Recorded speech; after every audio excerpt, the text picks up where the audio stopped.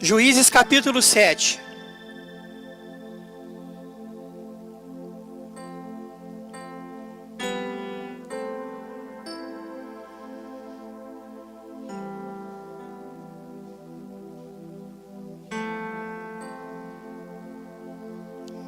Amém? Acharam?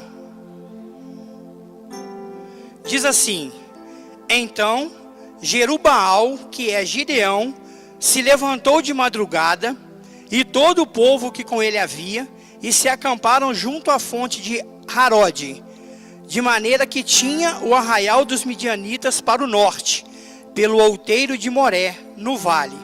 E disse o Senhor a Gideão: muito é o povo que está contigo, para eu dar os midianitas em sua mão, a fim de que Israel se não glorie contra mim, dizendo: a minha mão me livrou.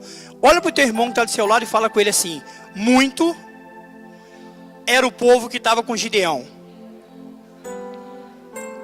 Vocês acreditam nisso? Então assenta para ver. Pode se assentar. A matemática de Deus não tem nada a ver com a matemática de Pitágoras. Não tem nada a ver com a matemática de Tales de Mileto, que foi quem descobriu a matemática. O considerado pai da matemática é Pitágoras. Agora, quem criou a matemática no ano de 624, entre 624 e 548 anos de Cristo, antes de Cristo, foi Tales de Mileto. Mas a matemática de Deus não tem nada a ver com esses caras aí. Não tem nada a ver com Pitágoras. E por que eu falei que parece que a matemática de Deus ela não é exata? Eu gosto muito de pegar o dicionário. Quem vem nos estudos aqui sabe que eu sempre falo: pega a Bíblia, pega o dicionário, pega um extra bíblico, mas pegue. E quando eu fui para o dicionário e descobri o que significa exato, significa aquilo que não contém erro, que possui grande rigor ou precisão, perfeito ou irretocável. Isso é o que significa a palavra exato. Então, dá-se a entender que a matemática do homem é uma ciência exata. Não tem erro. Não tem precisa. É perfeito e é irretocável. Aí quando a gente pega essa passagem que a gente acabou de ler aqui de Juízes, onde Deus pega Gideão e fala com ele assim: olha, tem muita gente para guerrear contra os midianitas. Tem muita gente para guerrear contra os midianitas. E quantos homens Gideão tinha? Alguém sabe me dizer quantos homens Gideão tinha para lutar a favor? 32 mil homens. Deus achou que 32 mil homens era muita gente para lutar. E aí Deus começa a fazer um teste, alguns testes, né? Para separar aquilo que ele achava suficiente para lutar contra os midianitas. Vamos lá. Deus primeiro manda que Gideão coloca todo mundo lá. Desses 32 mil, quando Gideão falou com eles que, olha, Deus mandou a gente partir para dentro dos midianitas e vencer, porque Deus é conosco. 22 mil já ficou no caminho. 22 mil, que a Bíblia chama de medrosos e covardes, ficaram pelo caminho. Nós estamos numa guerra. Eu não sei se você está ficando pelo caminho, mas se tiver, não sou eu que estou falando, é a palavra de Deus. Tu é medroso ou tu é covarde. 22 medrosos e covardes, isso a Bíblia fala, ficaram para trás. Vamos para a matemática então. Se eu tenho 32 mil, 22 ficou para trás, sobraram para mim, quantos? 10.000 homens.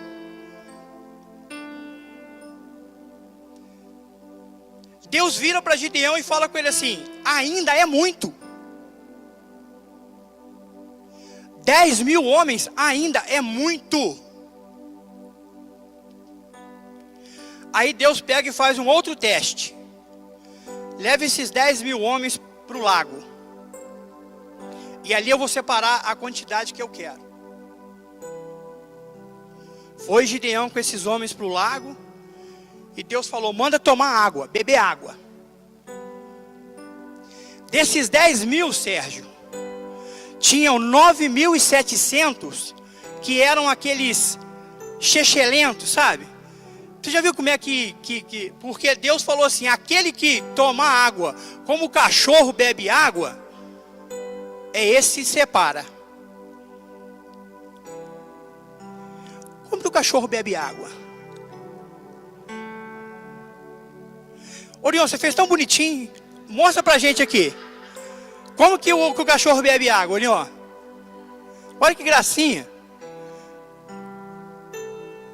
Só que tinha os cachorrinhos chechelentos que foi lá. Deus falou: tira isso aí fora. Eu quero aquele que lambeu a água igual o Orion lambeu. Nessa catada final, sobraram 300 homens. Aí a gente vê como que a matemática de Deus, ela nunca bate. Gideão tinha 32, 22.000 covardes ficaram para trás. Depois, 9.700, eu vou dar um nomezinho para eles aqui. Eu não sei se, eu acho que aqui ninguém se enquadra, nem nos covardes medrosos e nem nesse chechelentozinho. Que qualquer coisinha até, sabe, é todo cheio de frescurinha, cheio de coisinha. Mas eu acho que aqui tem 300 de Gideão. Que foi o que Deus pegou e falou assim: com esses 300, você vai combater com os inimigos. 300.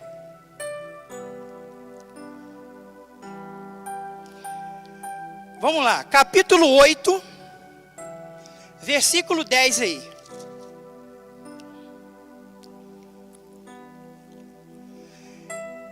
Estavam, pois, eu não sei se é Zeba e Salmuna em Carcor, e os seus exércitos com eles, uns 15.000 homens, todos os que ficaram do exército dos filhos do Oriente. E os que caíram, olha os que caíram, foram nada mais, nada menos do que 120.000 homens que arrancavam a espada. Agora, Sérgio, me explica uma coisa. Você que quase pregou a mensagem aqui.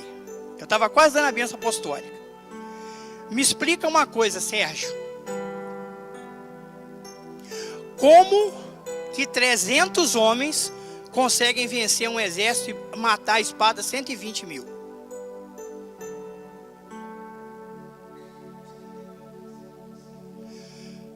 Tem um detalhe. Com esses 32.000 homens, se Gideão fosse para lá, porque aqui fala que sobraram 15.000, morreram 120, ou seja, 135.000 homens. 135.000 homens, se fossem lutar contra os 32.000 de Gideão, ainda ficaria 450 vezes mais homens do que Gideão tinha. Com os 32.000 era impossível. Com 32.000 homens era impossível Gideão ganhar. E Deus vira para ele e fala assim: tem muita gente, eu quero menos. Porque a matemática de Deus, essa sim é exata. Essa sim é perfeita. Essa sim não tem erro. Onde já se viu, né? O pastor falou aqui e o Sérgio também. A viúva tinha um pouco de farinha e um pouquinho de azeite. E o profeta simplesmente falou assim: vai, faz um bolo e traz para mim primeiro. Traz para mim primeiro. Se fosse nos dias de hoje, a gente ia chamar esse profeta de quê? De mercenário, de sem vergonha. A viúva está morrendo de fome, ela só tem um pouquinho de farinha e azeite para se alimentar. O profeta chega na minha casa, fala comigo: faz um bolo e traz para mim primeiro. Só que antes, pastora Glória, Titia, nossa mestra, antes, o profeta, ela havia falado com o profeta o seguinte: olha, eu tenho um pouquinho de farinha, um pouco de azeite, estou indo ali pegar, ali fala cavaco, mas essa palavra é tão feia, estou indo pegar lenha para me assar o meu bolo e morrer depois. Ela falou: vou assar o meu bolo, vou comer e vou esperar a morte chegar. O profeta falou assim: vai lá, pega, faz para mim primeiro, depois você vai comer.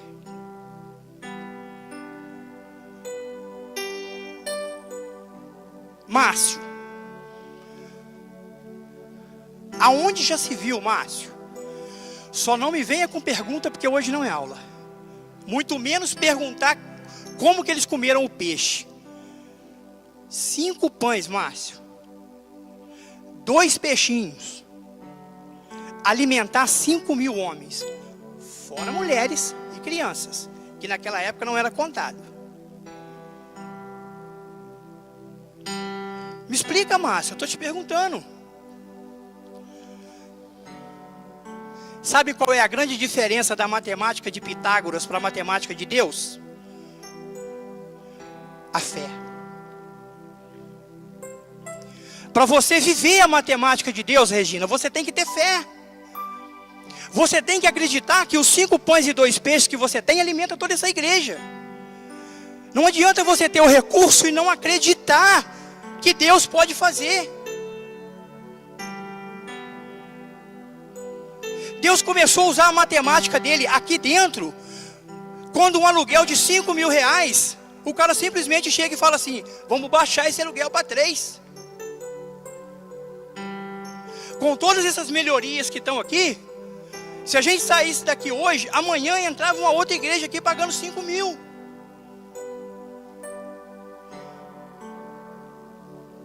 Só que dentro de uma outra batalha muito grande, que a gente vai encontrar no livro de Crônicas, capítulo 20, Deus vira para Josafá e fala com ele assim: não precisa se preocupar, porque essa peleja é minha. Se você pegar o livro de Crônicas, capítulo 20, e começar a ler o livro de Crônicas, capítulo 20, você vai ver que o exército que marchava contra Israel era muito maior do que Israel. Tanto que Josafá ficou louco. Ele ficou louco. Se você pega do versículo 3 até o versículo 13, Josafá só fala com Deus: mas o Senhor nos tirou do Egito, nos trouxe para cá. Ele começa a falar, foi uma oração, mas uma oração, naquele momento parecia que Josafá era Jeremias. Era uma oração só de lamentação.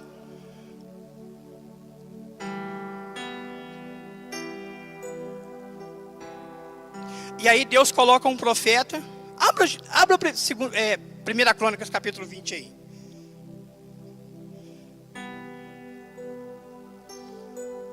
Primeira Crônicas capítulo 20.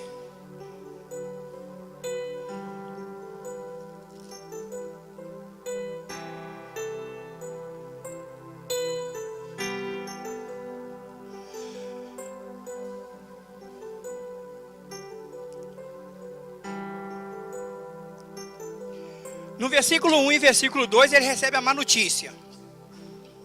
É 2 Crônicas 20. Falei errado, segunda.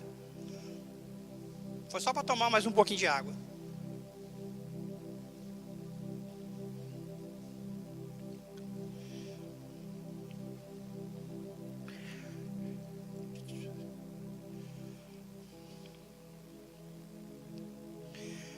No versículo 1 e no versículo 2, vem a má notícia. E sucedeu que depois disso, os filhos de Moabe e os filhos de Amon, e com eles alguns outros dos amonitas, vieram a peleja contra Josafá. Então vieram alguns que deram aviso a Josafá, dizendo: vem contra ti uma grande multidão da além do mar e da Síria. E eis que já estão em Hazazon Tamar, que é em Gedi. Aí Josafá, do versículo 3 até o versículo 13, ele começa a fazer um clamor a Deus. Um clamor, uma oração a Deus. Ele reconhece quem é Deus e começa a falar dos feitos que Deus fez na vida do povo de Israel. Qual tem sido a sua reação quando os seus inimigos vêm contra ti? Qual tem sido a sua reação? Está vendo a reação de Josafá? Eu não vou ler ela toda, senão a gente vai perder tempo lendo essa aqui. Mas do versículo 3 até o versículo 13, Josafá faz uma oração, reconhecendo quem é Deus, lembrando Deus quais foram os feitos que Deus tinha feito. E no versículo 14, vem a resposta para Josafá. Então veio o Espírito do Senhor no meio da congregação sobre Jaaziel, filho de Zacarias. Não é aquele, pastora, é outro Zacarias. Não é aquele, tá? Que a senhora gosta. Filho de Benaías, filho de Jeiel, filho de Matatias, levita dos filhos de Asaf. E Jaziel disse: dai ouvidos todo Judá e vós moradores de Jerusalém. E tu, ó rei Josafá, assim o Senhor vos diz: não temais, nem vos assusteis, por causa desta grande multidão, pois a peleja não é vossa, senão de Deus.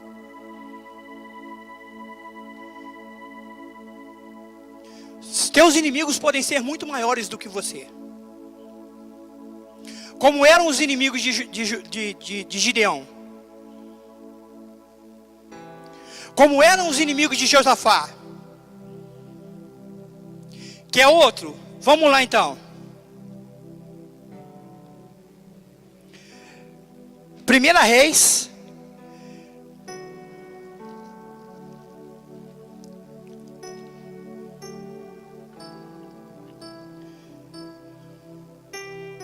Primeira Reis 6.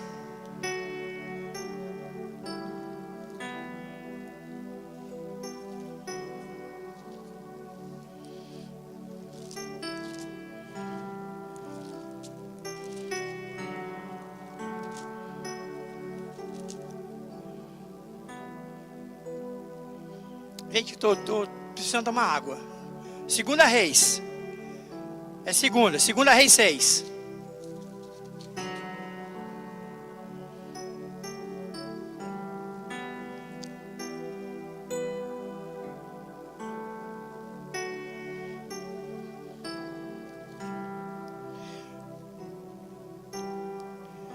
Versículo 14.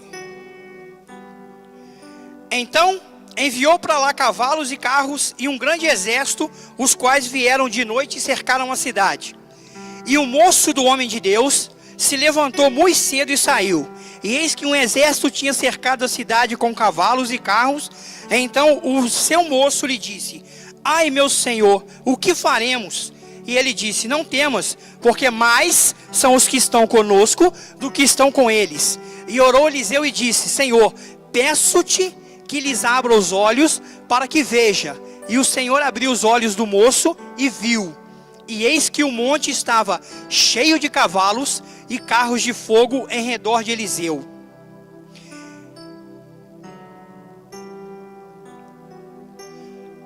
Parecia que o exército inimigo era muito maior. Vocês têm noção de quem é o Deus de vocês? Você tem noção, Regina, de quem é o seu Deus?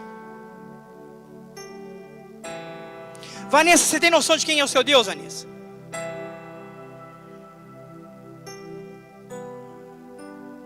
Duca, ele usa a terra como estrado dos pés dele.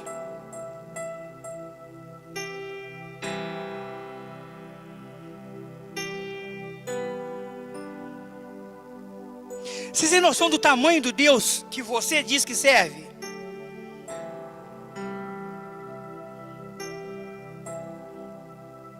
Por que você tem vivido batalhas que você não consegue vencer? E hoje é a quinta da vitória. Ou você sai daqui com a vitória sua hoje, ou você não sai mais. A matemática de Deus é mais simples do que se imagina. Só que para exercer, precisa-se de fé. Fé é a palavra-chave para que as suas contas, Sérgio, bata no final. Fé é a palavra-chave para que um homem chega, um advogado chega e fala para o pastor, vou baixar de 5 mil para 3 mil.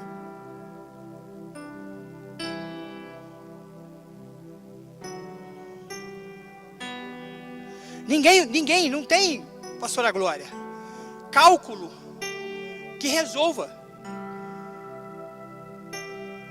É Deus. É Deus. A gente tem que começar a entender que a peleja nossa que a gente vive não é nossa, Vanessa. A peleja não é nossa.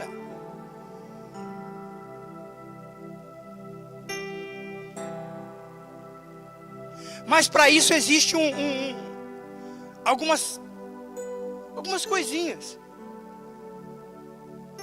Josafá, para vencer a batalha, ele colocou o povo para jejuar.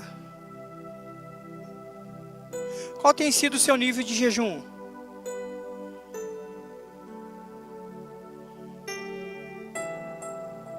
Qual tem sido o seu nível de intimidade com Deus?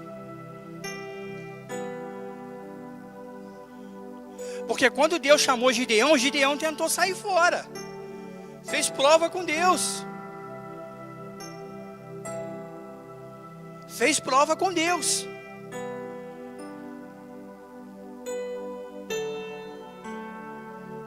Eu ouso dizer, que se aqueles 10 mil homens que ajoelharam para tomar água, fosse 10 mil chechelentos, Deus ia virar para Gideão e falar assim, Gideão, só eu e você.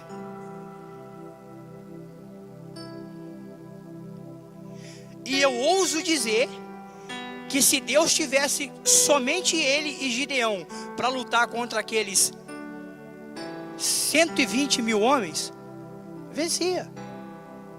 Vencia.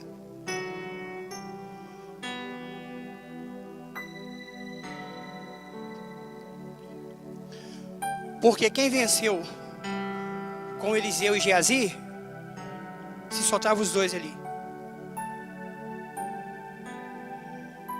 E tinha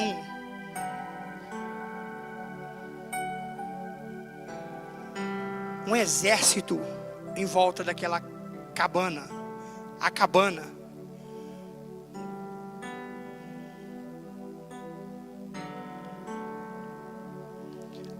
A matemática de Deus parece que não tem lógica.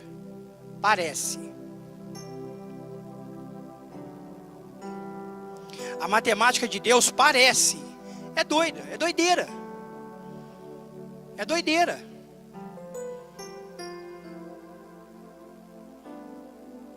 Você pegar 5 pães e 2 peixes. Jesus ainda deu pão e peixe. Jesus deu pão e peixe. Teve um que multiplicou pão e espiga de milho. Márcio, eu fiquei lá em casa pensando. Como que eles comiam aquele pão com peixe, Márcio? Agora imagina comer pão com espiga de milho. Vocês estão achando que eu estou inventando, né? Vocês estão achando, né? Então vamos lá. Abre aí. 2 Reis 4:43. Nós já estamos no 2 Reis aí.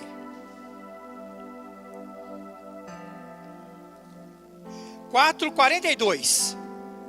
Vamos começar do 42. E um homem veio de Baal Salisa e trouxe ao homem de Deus pães das primícias, 20 pães de cevada e espigas verdes na sua palha, e disse: dá ao povo para que coma. Porém o seu servo disse: Como hei eu por isso diante de 100 homens? E disse ele: dá ao povo para que coma, porque assim diz o Senhor: comer-se-á e sobejará. Então lhes pôs diante e comeram e deixaram sobejos, conforme a palavra do Senhor. Antes de Jesus multiplicar o pão e peixe, o profeta já havia multiplicado pão e espiga de milho verde. 20 pães de cevada alimentou 100 homens.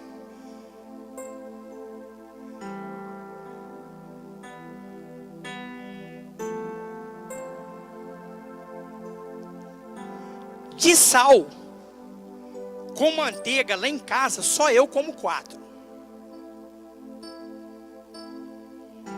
Imagine esse pão de cevada, que deve ser uma delícia, né?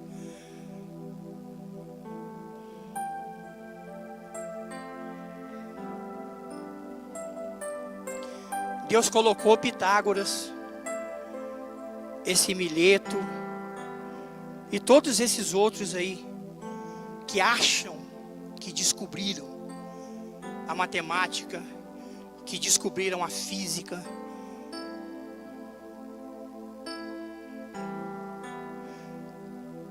Deus coloca qualquer um desses aí no chinelo.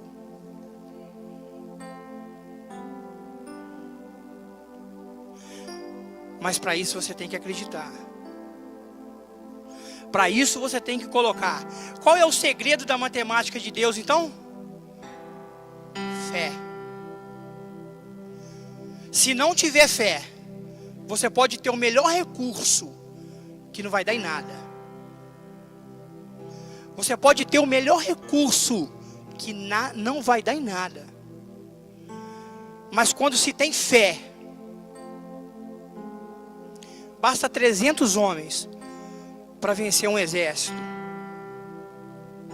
Basta 5 pães e 2 peixes para matar a fome de muita gente. Basta 20 pãezinhos de cevada.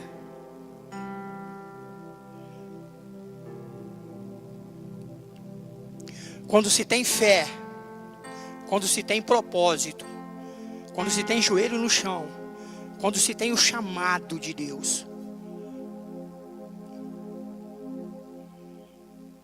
pode vir Receita Federal, pode vir crente infiel,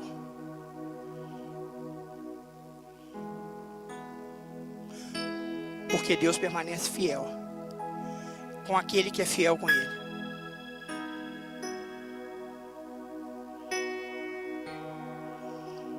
Sérgio, as suas contas vão bater se você tiver fé. Se você tiver fé.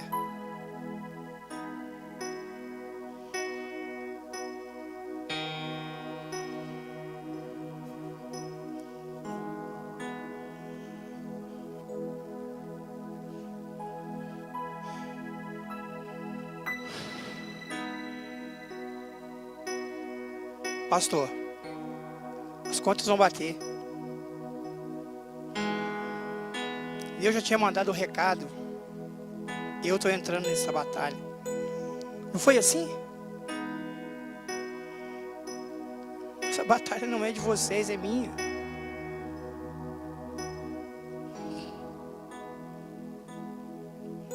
Eu não sei qual é o seu problema.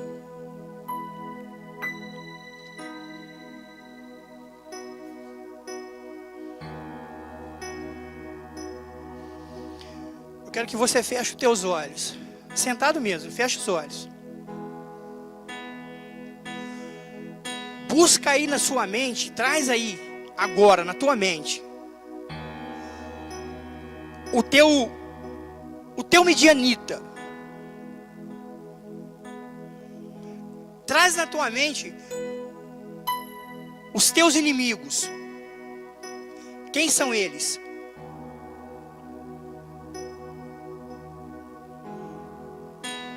É o inimigo financeiro? É a saúde?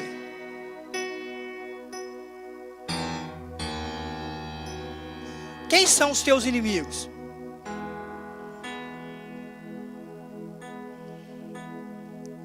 Ainda com os olhos fechados, a gente vai estar tocando um louvor.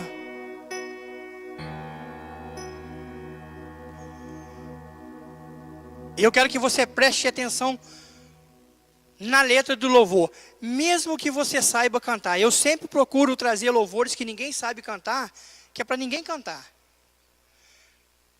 Porque aí você consegue prestar atenção naquilo que o louvor fala contigo. Pode soltar, Humberto. Somaram em detalhes sua derrota, diminuindo assim os sonhos seus. Tentaram dividir tua alegria, disseram que seria o fim da linha, mas esse não é o plano de Deus. A previsão do homem se confunde, por isso que só ouça a voz de Deus. A contabilidade dele é a prova traz semente de vitória, barreira com barreira gera fé. Todos verão o que a mão de Deus pode realizar, porque ele faz muito, pode acreditar. Da lágrima do crente ele faz deserto transportar. Todos verão a sua vitória no mesmo lugar, onde que o milagre Deus vai te exaltar. Em suas conquistas muitos vão glorificar.